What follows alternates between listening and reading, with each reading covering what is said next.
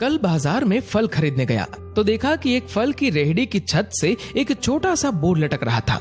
उस पर मोटे अक्षरों में लिखा हुआ था, घर पर कोई नहीं है, मेरी बूढ़ी माँ बीमार है, मुझे थोड़ी थोड़ी देर में उन्हें खाना, दवा और टॉयलेट कराने के लिए घर जाना पड़ता है। अगर आपको जल्दी है तो अपनी मर्जी से फल तोल ले। रेट साथ ही में लिखे हैं। पैसे कोने पर गत्ते के नीचे रख दे, धन्यवाद।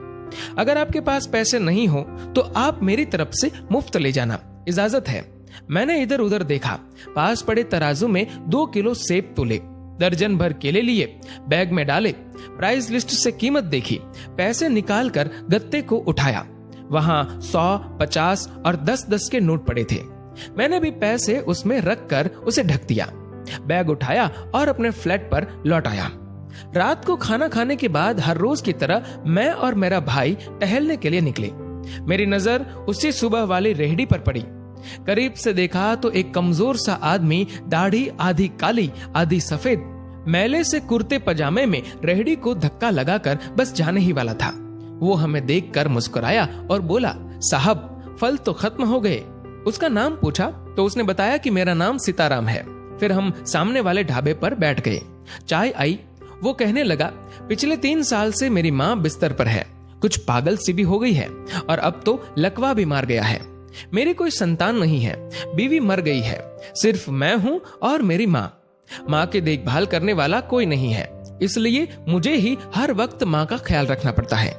एक दिन मैंने माँ के पाँव दबाते हुए बड़ी नरमी से कहा, माँ तेरी सेवा करने को तो बड़ा जी चाहता है, पर जेब खाली है और तू मुझे कमरे से बाहर निकलने नहीं देती। कहती है तू जाता है तो जी घबराने लगता है। तू ही बता मैं क्या करूं, न मेरे पास कोई जमा पूंजी है। ये सुनकर माँ ने हाँफते कांपते उठने की कोशिश की। मैंने तकिए की टेक लगवाई। उन्होंने जुर्रियों वाला चेहरा उठाया, अपने कमजोर हाथों को ऊपर उठाया, मन ही मन राम जी की स्तुति की। फिर बोली, तू रेहड़ी वहीं छोड़ाया कर, हमारी किस्मत में जो होगा हमें इसी कमरे में बैठकर मिलेगा। मैंने कहा, माँ क्या बात करती हो, मैं रेहड़ी वहां छोड़ाऊंगा तो कोई चोर उचक्का सब कुछ ले जाएगा। आजकल कौन किसका लिहाज करता है और बिना मालिक के कौन फल खरीदने आएगा। माँ कहने लगी, तू राम का नाम लेने के बाद रेहड़ी को फलों से भरकर छोड़कर आ जाया कर, ज्यादा बकबक मत कर, शाम को खाली रेहड़ी ले आया कर। अगर तेरा 1 भी रुपया गया तो मुझे बोलियो। 2.5 साल हो गए हैं भाई साहब, सुबह रेहड़ी लगा आता हूँ, शाम को ले जाता हूँ। लोग पैसे रख जाते हैं, फल ले जाते हैं, एक धेला भी ऊपर नीचे नहीं होता, बल्कि कुछ तो ज्यादा भी रख जाते हैं। कभी कोई माँ के लिए फूल रख जाता है, कभी कोई और चीज। परसों एक बच्ची पुलाव बनाकर रख गई, साथ में एक पर्ची भी थी जिसमें लिखा था अम्मा के लिए। बीते हफ्ते एक डॉक्टर अपना कार्ड छोड़ गए, पीछे लिखा था, माँ की तबीयत नाजुक हो तो मुझे कॉल कर लेना, मैं आ जाऊंगा। कोई खजूर रख जाता है तो कोई कुछ और खाने की चीज। रोजाना कुछ न कुछ मेरे हक के साथ मौजूद होता है। न माँ हिलने देती है, न मेरे राम कुछ कमी रहने देते हैं।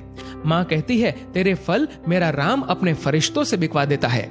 आखिर में इतना ही कहूंगा कि अपने माँ बाप की खिदमत करो और देखो दुनिया की कामयाबियां कैसे हमारे कदम चूमती है।